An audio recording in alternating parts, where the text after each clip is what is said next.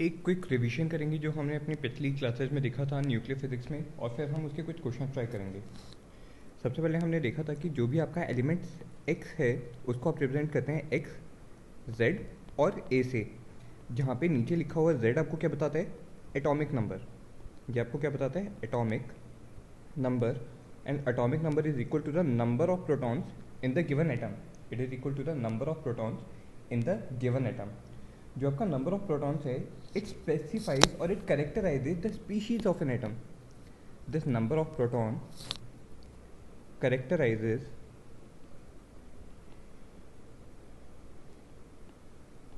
the species of the atom,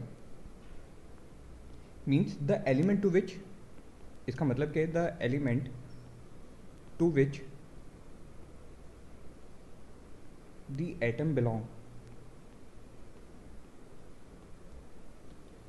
जबकि जो हमारे इलेक्ट्रॉन्स हैं, इलेक्ट्रॉन्स को आप किसी भी एटम में से निकाल सकते हैं या उसमें डाल सकते हैं, और जब भी आप एटम में से इलेक्ट्रॉन को निकालेंगे या डालेंगे, atom plus minus electron will give you an ion. इसमें हम क्या बोलेंगे कि एक आयन फॉर्म हुआ है। लेकिन जो आपकी स्पीशी है, जो आपकी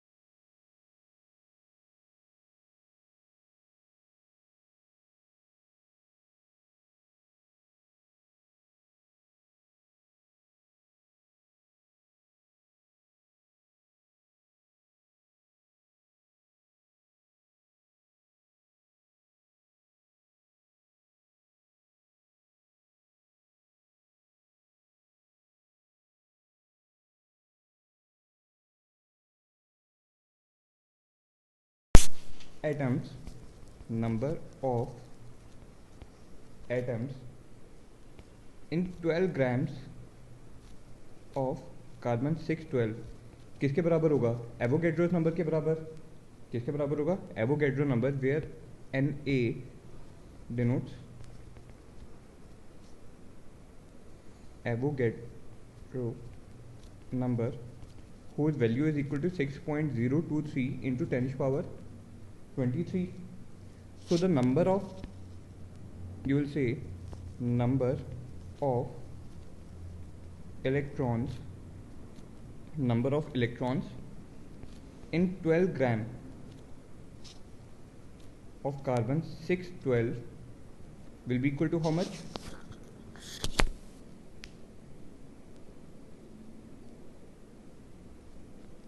नंबर ऑफ इलेक्ट्रॉन्स कितने हैं हमारे कार्बन 612 में, सबसे पहले हमें वो देखना होगा। सिंस कार्बन 612 जो आपको गिवन है, इसके चार्ज के बारे में कुछ नहीं बोला, so it should be neutral, it should be neutral. तो यहाँ पे नंबर ऑफ प्रोटॉन्स और नंबर ऑफ इलेक्ट्रॉन्स कितने होंगे 6, and the number of neutrons will be equal to the mass number minus atomic number, so it will be 12 minus 6, that will be equal to 6। So number of electrons किसके बराबर हैं 6, so it will be 6 into Avogadro's number Na, that will be the number of electrons. Similarly number of protons कितने आएंगे 6 into Avogadro's number, and the number of neutrons will also be 6 into Avogadro's number, where the number of neutrons is equal to 6. Similarly, if we will see the number of electrons, protons and neutrons in carbon 614, carbon 614 की अगर हम बात करें तो उसमें आप सबसे पहले क्या निकालेंगे उसका mass number, the mass number is equal to 14 for carbon 614, and therefore you may calculate the number of electrons, protons and neutrons. यहाँ पे आपको 12 ग्राम दिया हुआ है, आपको निकालना कितने में है 12 ग्राम में। अगर उसने बोला होता number of electrons in 6 grams of carbon 612, then you will say कि 12 ग्राम में कितने हैं 6 इंटू Na, सो 6 ग्राम्स में कितने होंगे 6/12 इंटू एवोगैड्रोस नंबर। कोई भी अगर आपको रैंडम मास भी दिया है तो सबसे पहले तो आप निकाल लो 1 ग्राम में कितने होंगे। सबसे पहले आप क्या निकालेंगे 1 ग्राम ऑफ गिवन एलिमेंट में कितने नंबर ऑफ इलेक्ट्रॉन्स, प्रोटॉन्स और न्यूट्रॉन्स होंगे, एंड देन अकॉर्डिंगली जितनी भी उसने ग्राम में पूछा हुआ है आप उस क्वांटिटी से मल्टीप्लाई करेंगे तो आपको अपना आंसर मिल जाएगा। ठीक है, now let us see something about the atomic mass number.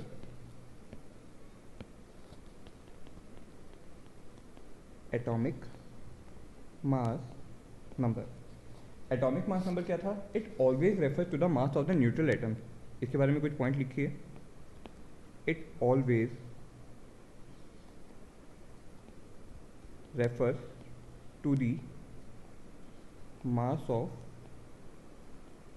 Neutral atom. Then the second point, that atomic mass always, since it refers to the mass of a neutral atom, therefore it always includes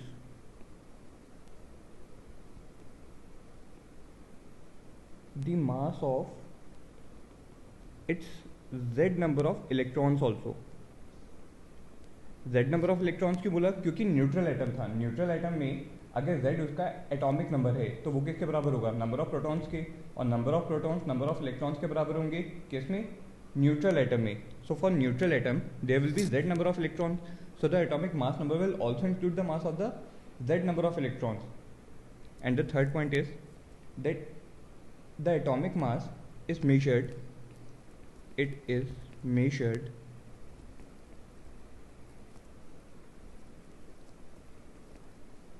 relative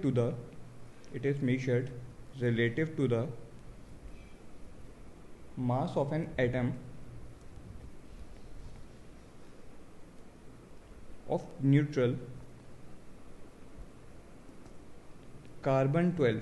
carbon 12 का मतलब क्या है, carbon के दो isotope है जैसे हमने पिछले वाले केस में देखा था, कार्बन 612 और carbon 614। So you have to take the mass of a neutral carbon 12 isotope, means nucleus plus 6 electrons, nucleus plus 6 electrons, इसका जो मास होगा उसके रिलेटिवली मेजर किया जाएगा। So whenever you want to calculate one atomic mass unit, then it will be equal to 1/12 the mass of 1/12 mass of one atom of carbon 612 atom। और ये जो आपका कार्बन 612 एटम है it should B at rest and in ground state, it should be at rest as well as at ground state, only then you will calculate the unit of one atomic mass unit।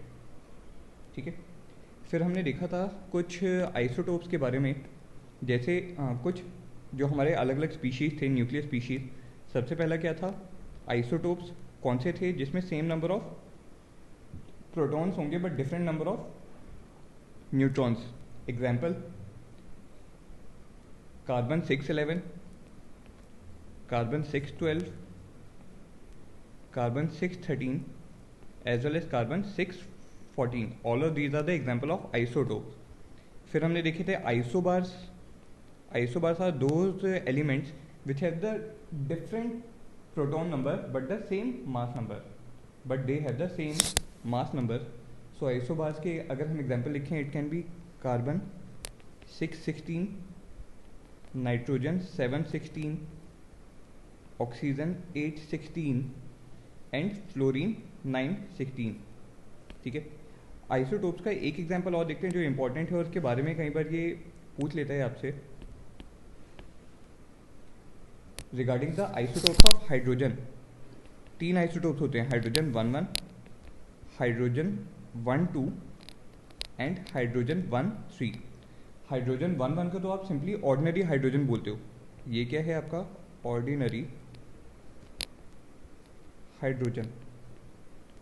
But the next one, hydrogen 12 is known as deuterium. This is known as deuterium. It is also known as heavy hydrogen. heavy hydrogen के नाम से भी ये जाना जाता है. And it can combine with the oxygen. जैसे आपका ऑर्डिनरी हाइड्रोजन ऑक्सीजन के साथ कंबाइन होके वाटर देते हैं, ऐसे ही हैवी हाइड्रोजन ऑक्सीजन के साथ कंबाइन होके हैवी वाटर देगा. क्या देगा? Heavy water. और उस हैवी वाटर को हम लिखेंगे, heavy water will be given bye D2O. It will be denoted by D2O. Then the third isotope of hydrogen is hydrogen 13, which is known as tritium. It is known as tritium and it is nuclearly unstable. ये spontaneously disintegrate होते हैं. अच्छा, isobars के बारे में देख लिया. Now the last one is isotones. Isotones कौन से थे? Those nuclei with the same neutron number but different atomic number. Isotones और आइसोबार्स में क्या फ़र्क है? आइसोबार्स में सेम मास नंबर होगा बट आइसोटोन्स में सेम न्यूट्रॉन नंबर है. जैसे कार्बन 614 में अगर हम बोलें तो यहाँ पे नंबर ऑफ न्यूट्रॉन्स कितने हैं? 8. नाइट्रोजन 715 में बात करें, इसमें भी न्यूट्रॉन नंबर कितना है? 8. ऑक्सीजन 816, इसमें भी नंबर ऑफ न्यूट्रॉन्स कितने हैं? 8. एंड लास्ट फ्लोरीन 917, इसमें भी नंबर ऑफ न्यूट्रॉन्स कितने रहेंगे? 8. So all of them are having the same neutron number, that's why they have been characterized as isotones. क्या बोला गया इनको? आइसोटोन्स. ठीक है, चलो आइए एक एग्जांपल देखते हैं. You have to find the approximate expression for the mass of a nucleus having a mass number a. जिसका मास नंबर a होगा, आपको उसका अप्रॉक्सीमेट एक्सप्रेशन निकालना है मास का. So you will say the mass of the proton, since the mass of the proton is approximately equal to that of the neutron, so nucleus का mass of nucleus will be equal to the mass of proton plus mass of neutron. और अगर हम mass of atom की बात करेंगे, so atom के अंदर क्या क्या आएगा? mass of nucleus plus mass of electrons. Now since you know that the mass of proton is approximately equal to the mass of neutron, so it can be written as 2m. It can be written as 2m. So mass of the atom will become 2m plus mass of electron. Mass of electron अगर आपको निकालना होगा तो आप कैसे निकालेंगे? Number of electrons into mass of one electron. Number of electrons multiplied by mass of a single electron. ठीक है, यहाँ तो हमें मिल जाएगा मास किसका? न्यूक्लियस का, जो इसने आपसे क्वेश्चन में पूछा है. सेकंड पार्ट में उसने आपसे बोला है you have to find the expression for the volume of its nucleus in terms of the mass number. Mass number की टर्म्स में हमें वॉल्यूम निकालना है. Since you know that the volume of any nucleus is 4/3 pi r cube, but r is equal to r not a raised to power 1/3, where r naught is the Fermi's constant. It is Fermi's constant. So putting the value over here, you will get the volume is equal to 4/3 pi r naught cube into a. 4/3 pi r naught cube into a. Then in the third part of the problem, you have been asked to find the numerical value for its density. तो बताओ density of nucleus अगर आपको निकालनी होगी तो ये क्या होगा, मास of nucleus divided by volume of nucleus, mass of nucleus divided by the volume of nucleus. Nucleus का मास कितना है, this is the mass of the nucleus, so 2m divided by, or the mass of the nucleus will be given by the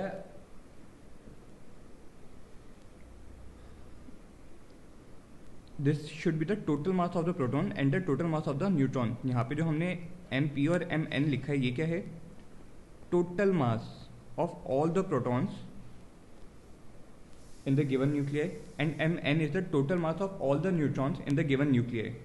Since capital A mass number give you the nucleon number मतलब total number of protons and neutrons in the given atom, so you may write in the numerator mass of the nucleus will be A times m, where A is the mass number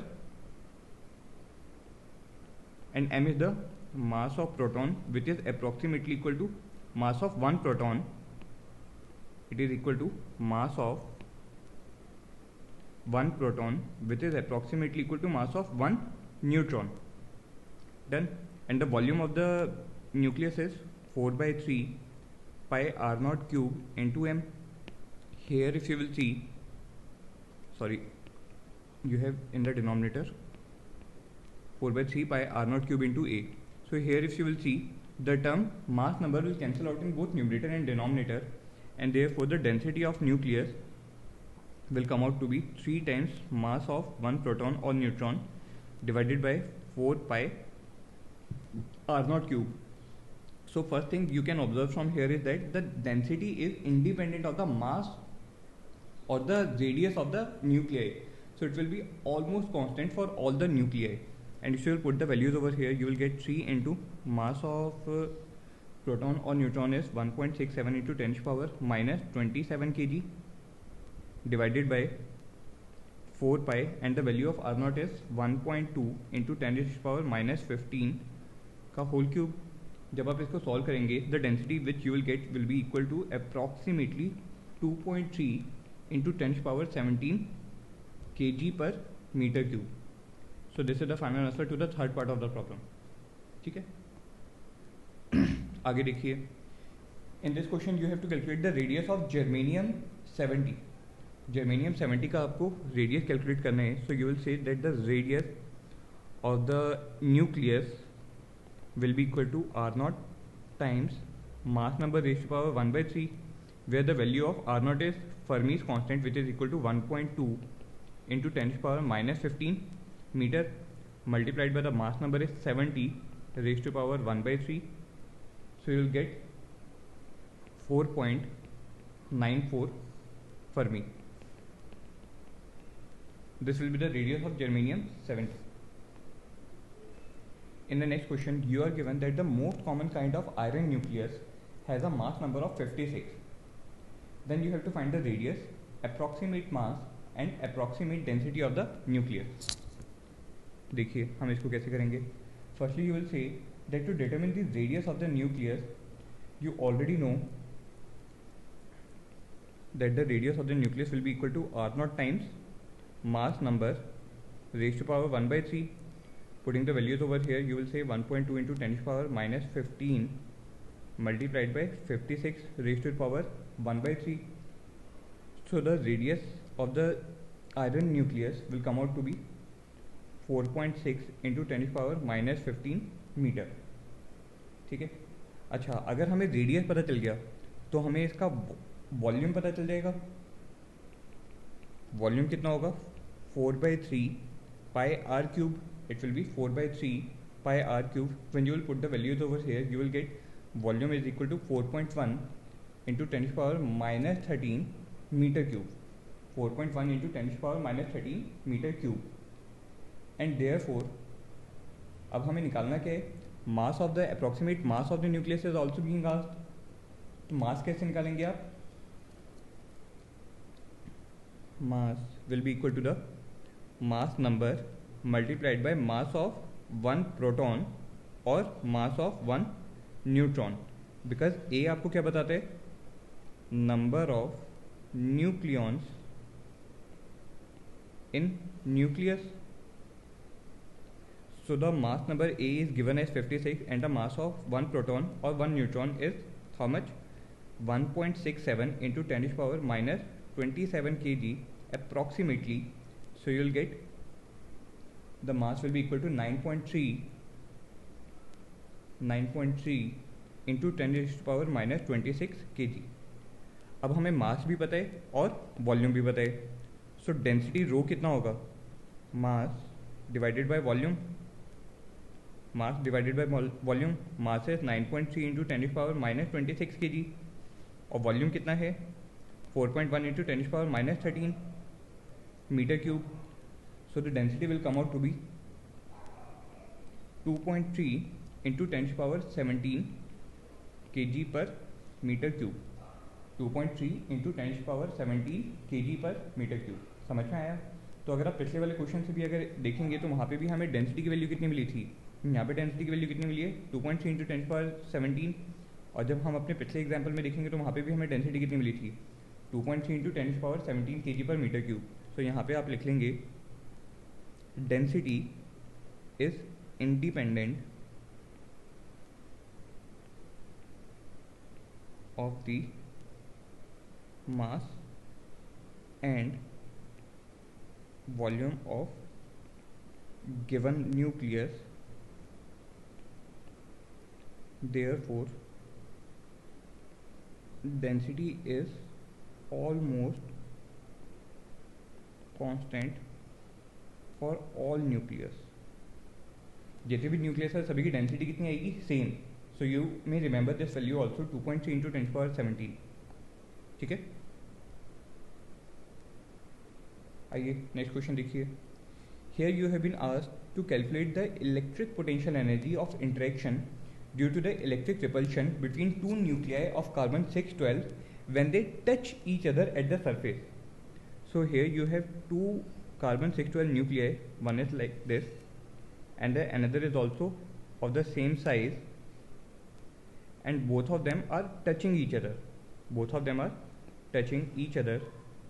So let this denotes the radius of carbon 612. So carbon 612 से आप ये बोल सकते हैं कि उसका mass number कितना है 12. So radius of the carbon 612 atom will be equal to R naught into a raise to power 1/3. Putting the values 1.2 into 10 power minus 15 multiplied by 12 raise to power 1/3. So the radius R which you will get will be 2.75 into 10 power minus 15 metre. ठीक है, अच्छा. और अगर हम इसके nucleus की बात करें, जो मैंने ड्रॉ किया है वो न्यूक्लियस है. Nucleus means it will B containing protons. Carbon 612 से आप नंबर ऑफ प्रोटॉन्स कितने बोलेंगे, एटॉमिक नंबर Z के बराबर which is equal to 6. So it will be having 6 number of protons and the other nucleus will also be having 6 number of protons. So the electric potential energy of interaction U will be equal to Q1 K Q1 Q2 upon R K Q1 Q2 upon R, where the value of K is 9 into 10 to the power 9. Q1 किसके बराबर होगा, number of protons in a given nucleus. So that is equal to how much 6. तो number of protons है और एक proton पे charge कितना है 1.6 into 10 to the power minus 19. Similarly Q2 की वैल्यू भी Q1 के बराबर है. तो न्यूमरेटर में हमारे पास क्या आ जाएगा, square whole divided by the distance r between the two centers, and this distance r, small r, will be equal to twice the radius. So it will be 2 into 2.75 into 10 to the power minus 15. So the electric potential energy will come out to be 1.5 into 10 to the power minus 12 joules. 1.5 into 10 to the power minus 12 joules. और अगर आपको यही answer mega joules में अगर निकालना हो, अगर आप मेगा जूल्स में निकालोगे तो आप बोलोगे सिंस मेगा इलेक्ट्रॉन वोल्ट में, so 1 electron volt is equal to 1.6 into 10 to the power minus 19 joules. So from here, if you will divide this value of 1.5 into 10 to the power minus 12 by 1.5 into 10 to the power minus 12 whole divided by 1.6 into 10 to the power minus 19, so the equivalent energy will come out to be 9.39 mega electron volt. This may also be quoted as your answer. ठीक है, आगे देखें. In our next question you are asked that the most abundant isotope of helium has a nucleus whose mass is 6.6447 into 10 to the power minus 27 kg. For this nucleus, you have to find the mass of the mass defect and the binding energy. You are given the mass of electron, proton and neutron. इसको देखने से पहले हम mass defect के बारे में कुछ चीज़ देखते हैं. मास डिफेक्ट मिला कैसे था? जब हमारा एक न्यूक्लियस का फॉर्मेशन हुआ सो उसने कुछ एनर्जी रिलीज की. कैसे? आपके पास नंबर ऑफ प्रोटॉन्स आए, say for example number of protons z number of protons आए plus a minus z number of neutrons है, तो उसका मास कितना होगा? This will be mass of proton and here you will write mass of neutron which will form your element x having a atomic number of z and the mass number a plus some energy is released. Now for the mass of the nucleus, अगर मैं nucleus के बाद की बात करूं सो मास expected कितना था आपको? एक्सपेक्टेड मास कितना था? z times mass of protons plus a minus z times the mass of neutron. This was the expected mass. लेकिन जो हमने एक्चुअल मास जो ऑब्जर्व किया, एक्चुअल मास कैसे आप निकालेंगे? मास of the given atom minus z times mass of one electron, where that is the number of electrons. So it was found that the mass of the actual mass of the nucleus was lesser than the expected mass. It was lesser than the expected mass, and therefore you have defined the quantity mass defect which is equal to the expected mass of the atom, expected mass of the nucleus minus actual mass of the nucleus, यहाँ पे हम दोनों masses की जो बात कर रहे हैं ये कौन से हैं? न्यूक्लियस के.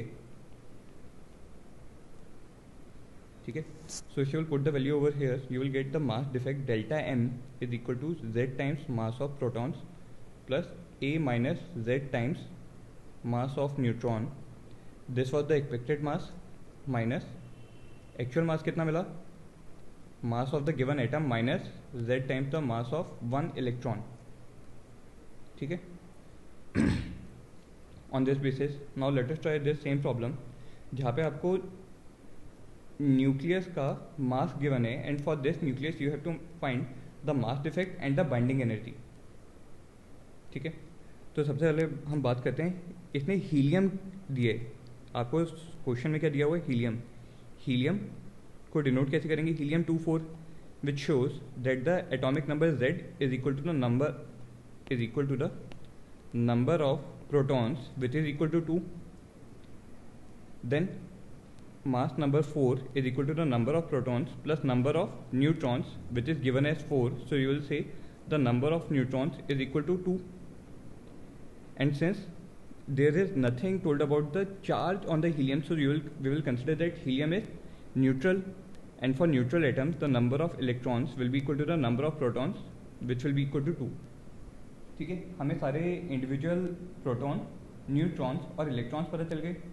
अब अगर हमें मास डिफेक्ट निकालना है तो सबसे पहले हम इंडिविजुअल मासेस निकालेंगे प्रोटॉन्स और न्यूट्रॉन्स के, और फिर हम उसको न्यूक्लियस के मास में से सब्ट्रैक्ट कर देंगे.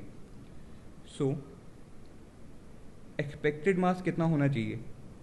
Expected mass should be equal to the number of protons into mass of one proton plus number of neutrons into mass of one neutron.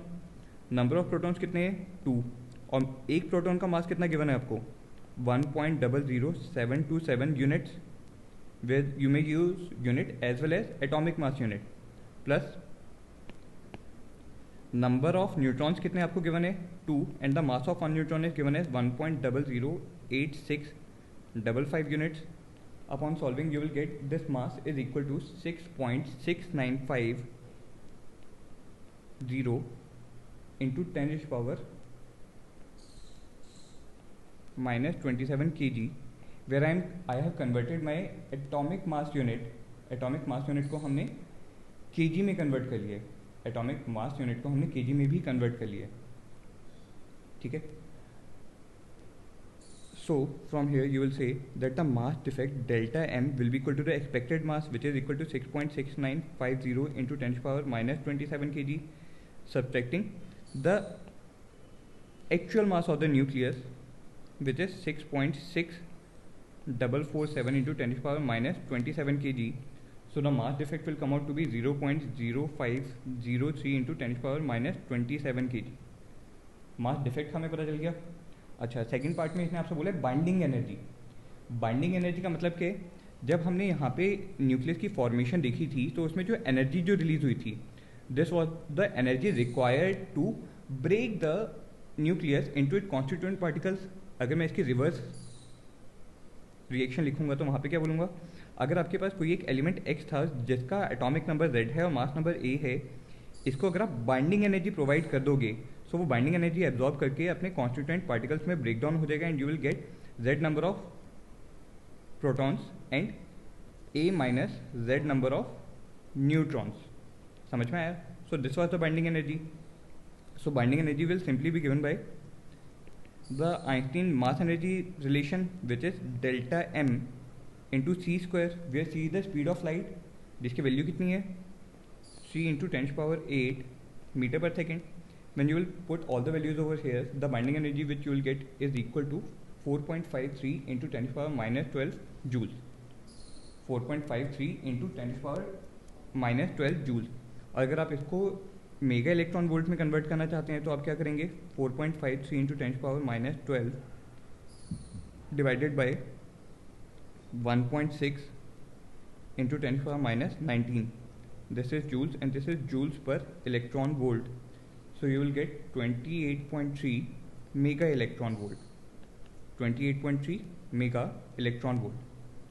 समझ आया कैसे हमने यहाँ पे निकाला? आइए एक क्वेश्चन और देखिए. इसमें आपको गिवन है that the atomic mass of helium 24 is 4.0026 units and the mass of hydrogen 12, sorry this is hydrogen 11 and the mass of hydrogen 11 is 1.0078 units. Using atomic mass units instead of kilograms you have to obtain the binding energy of the helium 24 nucleus. ठीक है, अगर हमें binding energy निकालनी है तो सबसे पहले हमें उसके लिए मास डिफेक्ट निकालना होगा एटॉमिक मास यूनिट में, और फिर हम वन एटॉमिक मास यूनिट्स को directly Einstein mass energy relationship के लिए हम एक रिलेशन और यूज़ कर सकते हैं. क्या? That 1 AMU is equal to 931.5 mega electron volt. ठीक है, तो सबसे पहले हमें मास डिफेक्ट को कैलकुलेट करना होगा. अब जो आपको एटॉमिक मास दिया है यहाँ पे रीड करो, इसने आपको क्या दिया है, एटॉमिक मास दिया है. सो the atomic mass will also include the mass of the electron. Atomic mass includes mass of electrons also. ठीक है, कितने इलेक्ट्रॉन्स है आपके पास हीलियम 24 में? Number of electrons will be equal to the number of protons, which is equal to the atomic number Z, और वो कितना है 2, and the number of neutrons is also equal to mass number minus atomic number, so that will be 4 minus 2 is equal to 2. so atomic mass में अगर आपके पास 2 electrons given है, लेकिन जब आप मास डिफेक्ट निकालते हो तो वहाँ पे हम मास डिफेक्ट किसका निकालते हैं, सिर्फ और सिर्फ न्यूक्लियस के मास का. किसका निकालते हैं? न्यूक्लियस के मास का. तो आपको न्यूक्लियस एटॉमिक मास में से पहले आप इलेक्ट्रॉन के मास को सब्ट्रैक्ट करेंगे. ठीक है, अगर हम देखें तो आपके पास था क्या, हीलियम 24. हीलियम 24 आप अगर इसको बाइंडिंग एनर्जी अगर प्रोवाइड करोगे, अगर आप इसको बाइंडिंग एनर्जी प्रोवाइड करोगे तो ये ब्रेक किस में होगा, प्रोटॉन्स प्लस न्यूट्रॉन में. कितने प्रोटॉन्स मिलेंगे आपको? 2 प्रोटॉन्स मिलेंगे प्लस 2 न्यूट्रॉन्स मिलेंगे. ठीक है, प्रोटॉन का मतलब क्या है? प्रोटॉन का अगर आप न्यूक्लियस देखोगे या एटम देखोगे तो प्रोटॉन का एटम कैसा होगा, एक होगा उसमें न्यूक्लियस जिसमें होगा एक proton, and since proton is itself neutral, so in the surrounding orbit you will get one electron also, आपको क्या मिलेगा, एक इलेक्ट्रॉन मिलेगा, ठीक है। तो जब आपने हीलियम का न्यूक्लियस देखा, हीलियम का एटम देखो, अब अगर मैं हीलियम के एटम की बात करूंगा तो हीलियम के न्यूक्लियस के अंदर 2 प्रोटॉन्स हैं, और जो ऑर्बिट जो है, इस ऑर्बिट में कितने इलेक्ट्रॉन्स होंगे, न्यूट्रल हीलियम के लिए 2 इलेक्ट्रॉन्स होंगे। तो जब आपको राइट हैंड साइड पे 2 प्रोटॉन्स मिले, राइट हैंड साइड पे कितने प्रोटॉन्स मिले, 2, मतलब आपको इस टाइप के 2 न्यूक्लियस मिले होंगे। सो एक इलेक्ट्रॉन यहाँ के एक इलेक्ट्रॉन से नलीफाई हो जाएगा, एंड सिमिलरली जो दूसरा इलेक्ट्रॉन है वो इस दूसरे वाले एटम से नलीफाई होगा। समझ में आ रहा है, ठीक है। तो यहाँ पे हम बोलेंगे अगर आपको इंडिविजुअल मास निकालना है on the right hand side, if you want to calculate the individual mass, so will say sum of individual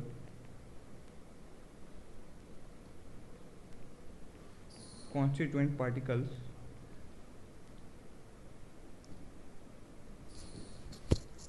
can be given by mass of 2 hydrogen atoms, mass of 2 hydrogen atoms, sorry एक छोटी mistake, यहाँ पे 2 protons नहीं आएंगे, 2 hydrogen बनेंगे, it will be twice hydrogen 1 क्योंकि hydrogen जो है उसके एटम में एक प्रोटॉन होगा और एक इलेक्ट्रॉन होगा। So the mass of individual constituent particles is equal to mass of 2 hydrogen atoms plus mass of 2 neutrons, plus mass of 2 neutrons. You are given that the atomic mass of hydrogen 11 is 1.0078, so it will be 2 into 1.0078 plus mass of 2 neutrons. You already know the mass of neutron in atomic mass unit is 1.0087 units, so this you will get is equal to 4.0330 units. This is the mass on the right hand side of the equation, और helium का हमें atomic mass given है 4.0026, so delta M कितना मिलेगा आपको, delta M will be equal to 4.0330 minus कौन सी value आप इसमें सब्ट्रैक्ट करेंगे, this value. So putting this value over here you will write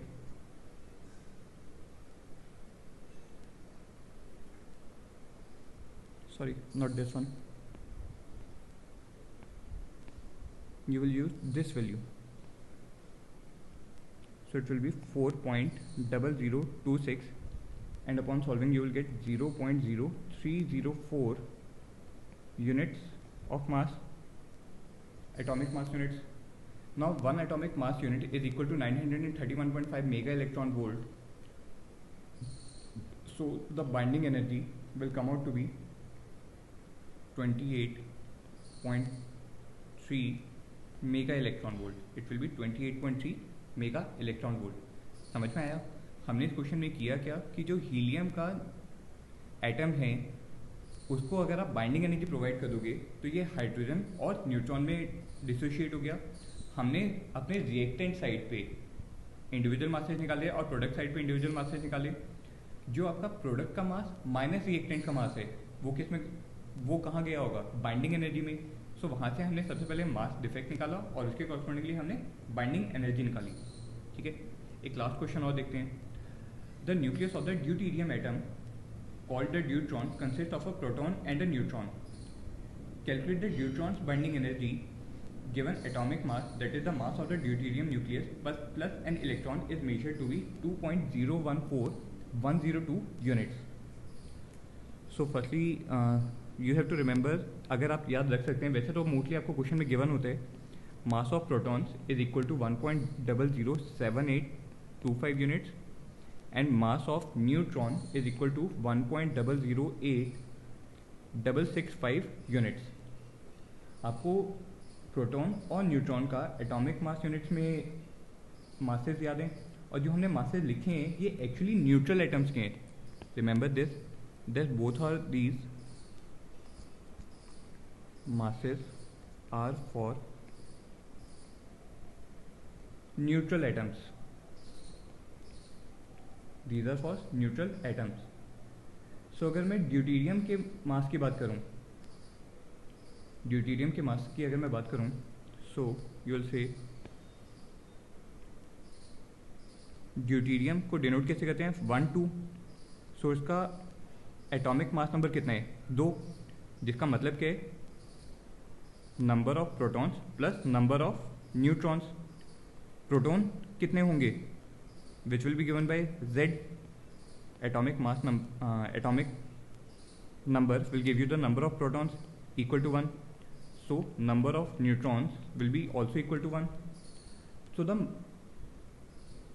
mass of the nucleus of deuteron, mass of nucleus of deuteron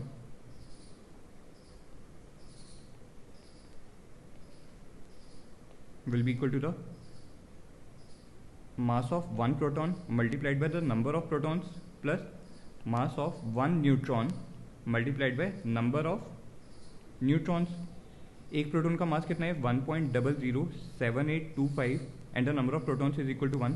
Similarly, the mass of one neutron is equal to 1.008665 multiplied by the number of neutrons, which is equal to 1. So you will get 2.016490 units. This is the mass of the neutron nucleus. और अगर हमें mass defect calculate करना हो यहाँ से, mass defect, then mass defect delta M will be equal to what, the expected mass minus actual mass.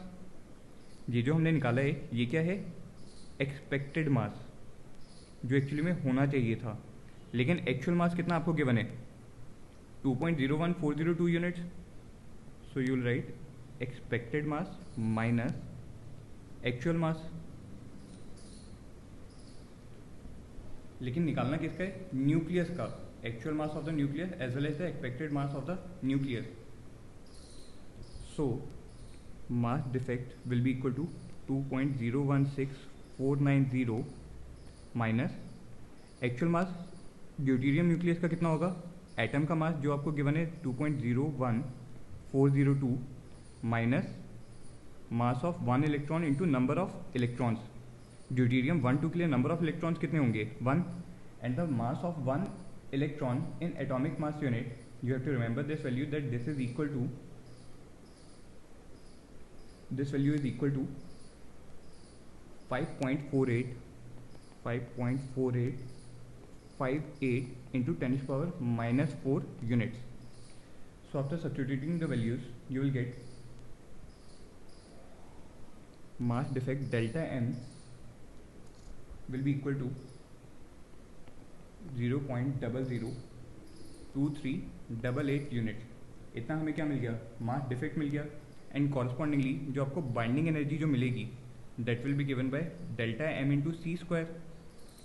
Either this, or you may use the relation that 1 unit is equal to 931.5 mega electron volts. So putting the value, you will get the binding energy is equal to 2.224 mega electron volt. 2.224 mega electron volt. तो हमें binding energy मिल गई.